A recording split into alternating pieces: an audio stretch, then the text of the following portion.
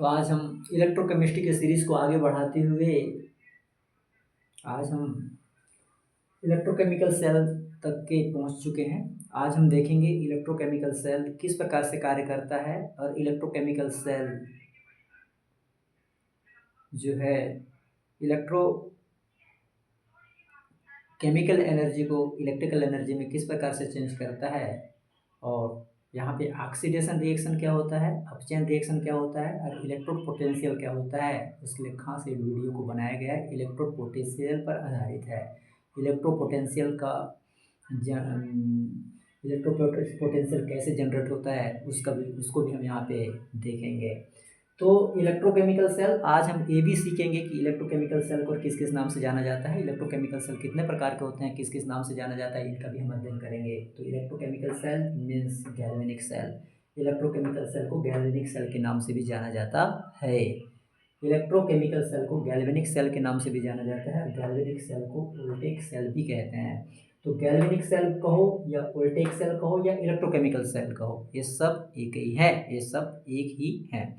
चाहे आप electrochemical cell कहो, चाहे आप गैल्वेनिक सेल कहो, चाहे आप वोल्टेइक सेल कहो, आपको जो मर्जी लगे उस सेल के नाम से इसको जानो और पढ़ो और अध्ययन करो। तो क्या होता है, electrochemical cell convert chemical energy into electrical energy. क्या कह रहा है ये सेल, क्या कहता है ये सेल, क्या है इस सेल का कहना है कि केमिकल एनर्जी को इलेक्ट्रिकल एनर्जी में चेंज किया जाता है। केमिकल एनर्जी इलेक्ट्रिकल एनर्जी में चेंज होता है। देखो यहाँ केमिकल एनर्जी इलेक्ट्रिकल एनर्जी में चेंज हो रहा है, तब हम कहेंगे उसको इलेक्ट्रोकेमिकल सेल, उसको कहेंगे हम इलेक्ट्रोकेमिकल सेल। तो ऐसे डिवाइस जो केमिकल एनर्जी को इलेक्ट्रिकल एनर्जी में चेंज कर दे तो उस डिवाइस को हम कहेंगे इलेक्ट्रोकेमिकल सेल या गैल्वेनिक सेल। इस वीडियो को खास इसलिए बनाया गया है, क्योंकि यहाँ पर पोटेंशियल का अध्ययन करेंगे। इलेक्ट्रोड पोटेंशियल इसके लिए बनाया गया है। इलेक्ट्रोड पोटेंशियल होता क्या है, किस प्रकार से होता है, बहुत सारे वीडियो देखते हो लेकिन समझ में नहीं आता, बहुत सारे पुस्तक भी पढ़ने लेकिन समझ में नहीं आता। लेकिन हाँ, आज हम इलेक्ट्रोड पोटेंशियल को यहाँ पे खास समझने के लिए आए हैं। तो इलेक्ट्रोड पोटेंशियल को समझने के लिए देखो दो प्रकार के बीकर ले लो, देखिए ये बीकर है ना। तो पहले प्रकार के बीकर की तरफ ध्यान से देखिए क्या हो रहा है। ये जो रॉड है, ये जो बीकर में जो रॉड रखा हुआ है ये है इलेक्ट्रोड। ये क्या है, जिंक का रॉड है जो इलेक्ट्रोड का काम कर रहा है। इस पात्र में जिंक का रॉड क्या का काम कर रहा है, इलेक्ट्रोड का काम कर रहा है, ये याद रखना है, इलेक्ट्रोड का काम कर रहा है। और यहाँ पे हमने वैद्युत अपघट्य लिया है, क्या लिया, ZnSO4 जिंक सल्फेट लिया है। तो इस वैद्युत अपघट्य जो है, इस पात्र में वैद्युत अपघट्य जो है जिंक+2 और SO4-2 के रूप में यहाँ पे है। यहाँ पे जिंक जो है जिंक+2 और SO4-2 के रूप में इस पात्र में है। तो यहाँ पे देखो इसका आयनाइजेशन हो चुका है ना। तो यहाँ पे क्या है, जिंक सल्फेट का आयनाइजेशन हुआ, जिंक जो है जिंक+2 आयन के रूप में और SO4-2 आयन के रूप में इस पात्र में इकट्ठा है। अब आगे क्या होगा देखिए, अब इस जो जिंक रॉड है, इस जिंक रॉड का क्या होता है, यहाँ पे इस जिंक रॉड का ऑक्सीडेशन होने लगता है, इस जिंक रॉड का ऑक्सीकरण होने लगता है। इस जिंक जो है अपना 2 इलेक्ट्रॉन त्याग कर जिंक जो इलेक्ट्रॉन त्याग कर अपने जिंक+2 के रूप में इस आयन में इकट्ठा होने लगा है। तो यहाँ पे इलेक्ट्रॉन जो है क्या होगा, इलेक्ट्रॉन यहाँ से इकट्ठा होते क्या होगा, यहाँ पे इलेक्ट्रॉन छोड़ेगा, यहाँ से इलेक्ट्रॉन यहाँ पे इलेक्ट्रॉन आगे की तरफ मूव करेगा, तो यहाँ पे कौन सा चार्ज आ जाएगा, इलेक्ट्रॉन की वजह से यहाँ पे नेगेटिव चार्ज डेवलप हो जाएगा। इस इलेक्ट्रॉन की वजह से जब जिंक इलेक्ट्रॉन छोड़ेगा तो इलेक्ट्रॉन छोड़ने पर क्या होगा, तो यहाँ पे इस रॉड पर, जिंक के रॉड पर इलेक्ट्रॉन इकट्ठा हो जाएंगे। इलेक्ट्रॉन इकट्ठा होने की वजह से इसके एक जिंक के रॉड पर नेगेटिव चार्ज डेवलप हो जाएगा। जिंक के रॉड पर नेगेटिव चार्ज डेवलप हो जाएगा और इस वैद्युत अपघट्य के जो विलयन है वहाँ पे पॉजिटिव चार्ज डेवलप हो जाएगा। तो जिंक के रॉड पर कौन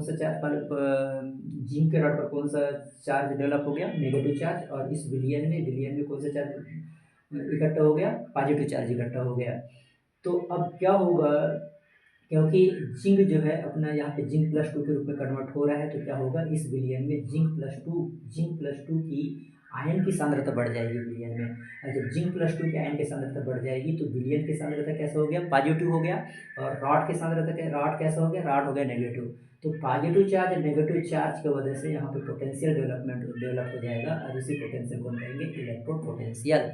इसी पॉजिटिव चार्ज और नेगेटिव चार्ज की वजह से जो पोटेंशियल डेवलप होगा उसको कहेंगे हम इलेक्ट्रोड पोटेंशियल। उसको क्या कहेंगे, इलेक्ट्रोड पोटेंशियल कह देंगे।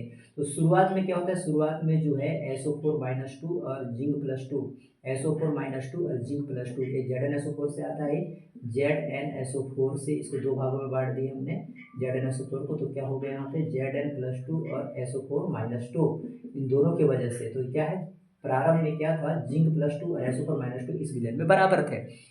प्रारंभ में जिंक प्लस 2 और SO4-2 इस विलयन में बराबर थे, लेकिन क्या हुआ, जिंक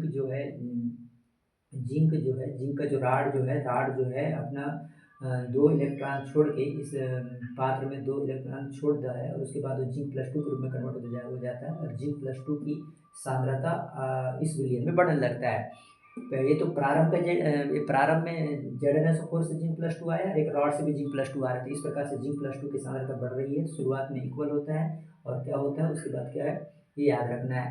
तो इसका ऑक्सीडेशन होता है। तो जिंक जो है अपना 2 इलेक्ट्रॉन छोड़ के अपने जिंक प्लस 2 के रूप में कन्वर्ट होते रहता है। कन्वर्ट होने की वजह से यहाँ पे पॉजिटिव चार्ज डेवलप हो जाता है, और उसके सिरे पर क्या, कौन सा चार्ज, नेगेटिव चार्ज डेवलप हो जाता है। और दोनों चार्जों की वजह से यहाँ पे क्या आ जाता है, यहाँ पे दोनों चार्जों की वजह से पोटेंशियल डेवलप हो जाता है। तो इसको कहते हैं इलेक्ट्रोड पोटेंशियल। उसी प्रकार यहाँ देखिए ध्यान से, उसी प्रकार देखो यहाँ पे देखो, ये कॉपर का रॉड है, ये जो रॉड है कॉपर का रॉड है, और ये जो यहाँ पे जो हमने विलयन जो डाला है, विद्युत अपघट्य जो है वो कॉपर सल्फेट इसके अंतर्गत जा रहा है। कॉपर सल्फेट यहाँ पे है। तो कॉपर सल्फेट की वजह से कॉपर का 2+ और SO4 का -2 दो प्रकार के आयन है, ये ध्यान देना है। तो कॉपर 2+ और SO4-2 के दो प्रकार के आयन हैं, ये ध्यान देना है। अब आगे क्या होगा, कॉपर 2+ कॉपर का 2+ का रिडक्शन होने वाला है ना। यहाँ पे जो हमने रखा है कॉपर का 2+ और SO4-2, तो ये कॉपर का 2+ का क्या होने वाला है, रिडक्शन होने वाला है। तो रिडक्शन होगा तो ये कॉपर का 2+ जो है, दो यहाँ से इलेक्ट्रॉन लेके क्या करेगा, इलेक्ट्रॉन लेगा और वो कॉपर में कन्वर्ट होने लगेगा। तो कॉपर का 2+ जो है 2 इलेक्ट्रॉन लेके वो कॉपर में कन्वर्ट होने लगता है। अब ये ध्यान देना है, यहाँ कॉपर रॉड का रिडक्शन नहीं होता। एक बात ये ध्यान रखना है कि कॉपर का रॉड का रिडक्शन नहीं होता, कॉपर रॉड का रिडक्शन नहीं होता। रिडक्शन होता है जो हम वैद्युत अपघट्य लिए हैं, जो वैद्युत अपघट्य इस पात्र में लिए हैं उसका उसका रिडक्शन होता है, ना कि कॉपर प्लेट का। ये ध्यान देना है, यहाँ कॉपर रॉड का रिडक्शन नहीं होता, कॉपर सॉल्यूशन के रिडक्शन होता है। तो कॉपर का 2+ और SO4-2 ये दोनों प्रारंभ में बराबर रहते हैं। बाद में SO4-2 इस विलयन में ज़्यादा होने लगता है, और ज़्यादा होने की वजह से विलयन में जो है नेगेटिव चार्ज डेवलप हो जाता है, और रॉड के ऊपर पॉजिटिव चार्ज डेवलप हो जाता है। तो पॉजिटिव चार्ज और नेगेटिव चार्ज, रॉड के पॉजिटिव चार्ज और इस विलयन के नेगेटिव चार्ज की वजह से यहाँ पे पोटेंशियल डेवलप हो जाता है। तो इस पोटेंशियल को हम क्या कहते हैं, इस पोटेंशियल को हम कह देते हैं इलेक्ट्रोड पोटेंशियल। इसको कहते हैं इलेक्ट्रोड पोटेंशियल। तो याद रखना है। तो ई इलेक्ट्रोड बराबर ई ऑक्सीडेशन बराबर होता है क्या, ई Zn/Zn+2, है ना, ये ध्यान देना है। और रिडक्शन में क्या होता है, रिडक्शन में क्या होगा, ई इलेक्ट्रोड बराबर ई रिडक्शन बराबर हो जाएगा ई कॉपर 2+2 कॉपर, ये ध्यान देना है। तो इस प्रकार से यहाँ पे ध्यान देने वाली बात है।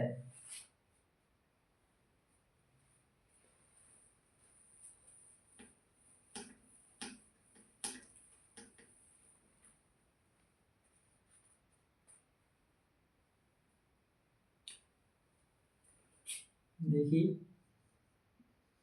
जिंक सॉलिड है, जिंक +2 2 इलेक्ट्रॉन छोड़ के, हाँ, तो इसको कहेंगे हम क्या, ऑक्सीडेशन। वैसे ही जिंक जो है 2 इलेक्ट्रॉन लेके अपना जिंक सॉलिड में आएगा, इसको कहेंगे हम लोग रिडक्शन।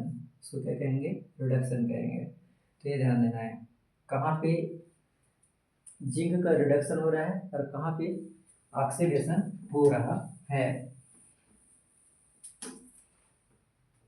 यहाँ पे देखो, इसको हम लिखेंगे, इसको हम लिख सकते हैं, इसको क्या लिख सकते हैं हम लोग, ई नॉट जिंक का क्या हो रहा है ऑक्सीकरण, तो उसको दिखाएंगे जेड एन ऑब्लिक जिंक 2+, ऐसे दिखाएंगे। और यहाँ पे क्या हो रहा है, रिडक्शन हो रहा है, इसको दिखाएंगे हम लोग ई नॉट जिंक 2+ऑब्लिक जिंक। इसका मतलब हुआ जिंक जो है, जिंक जो कन्वर्ट हो रहा है वो जिंक+2 में, इसका मतलब हुआ ऑक्सीडेशन, ऑक्सीडेशन। और यहाँ पे देख लीजिए जिंक+2 जिंक में कन्वर्ट हो रहा है, इसका मतलब हुआ यहाँ पे रिडक्शन, रिडक्शन, रिडक्शन। अगर चार्ज कम हो, देखो यहाँ चार्ज 2 है और यहाँ पे चार्ज 0 जा रहा है, तो ये कहलाएगा रिडक्शन, तो ये ध्यान देना है। तो कब ऑक्सीडेशन, कब रिडक्शन होता है।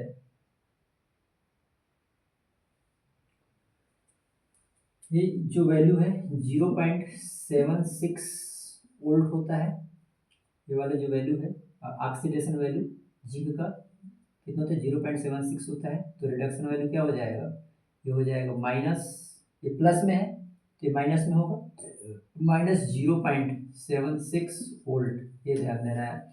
तो देखिए जिंक का ऑक्सीडेशन वैल्यू कितना है, 0.76 वोल्ट, वहीं पे उसका उल्टा होता है, जस्ट माइनस लगाना है, तो क्या हो जाएगा, जिंक का रिडक्शन वैल्यू हो जाएगा माइनस का 0.76 वोल्ट। वैसे ही कॉपर के बारे में देखिए, कॉपर का ऑक्सीकरण, copper plus copper solid oxidation होगा, तो कॉपर का 2+ और 2 इलेक्ट्रॉन यहाँ पे निकलने वाला है ऑक्सीडेशन में, तो हम इसको लिखेंगे E not copper oblique copper, copper का 2+, इसके लिए जो मान होगा वो मान है माइनस 0.34 वोल्ट, ये होगा। ये क्या होगा, ऑक्सीकरण के लिए हो जाएगा, ऑक्सीकरण के लिए क्या हो जाएगा,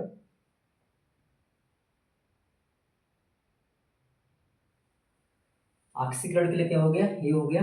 अब रिडक्शन देखते हैं, कॉपर 2 इलेक्ट्रॉन लेके, कॉपर का कॉपर जो है 2 इलेक्ट्रॉन लेके ये चले जाएगा कॉपर सॉलिड में। तो इसके लिए जो ई नॉट की जो वैल्यू होगा उसको हम लिखेंगे क्या, कॉपर का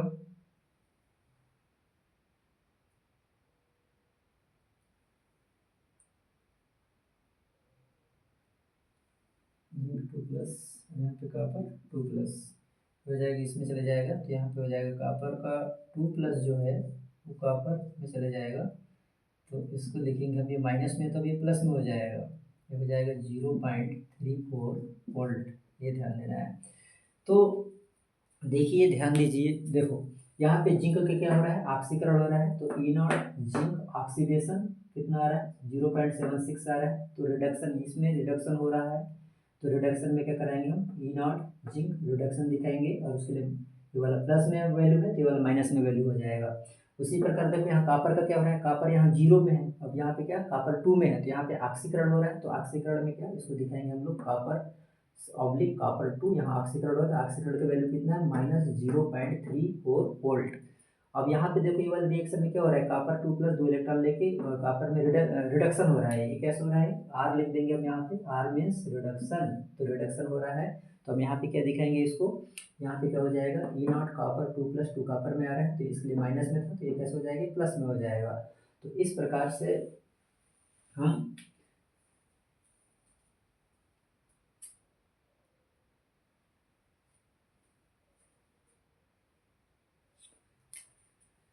से क्या हुआ, ई ऑक्सीडेशन, ई ऑक्सीडेशन बराबर हो जाएगा माइनस ई रिडक्शन, ई रिडक्शन, ये ध्यान देना है। एक फार्मूला था, ई ऑक्सीडेशन का मान अगर पॉजिटिव है तो ई रिडक्शन का मान क्या हो जाएगा, नेगेटिव में आएगा। और ई ऑक्सीडेशन का मान अगर नेगेटिव है तो ई रिडक्शन का मान क्या हो जाएगा, पॉजिटिव हो जाएगा। तो ये ध्यान देना है।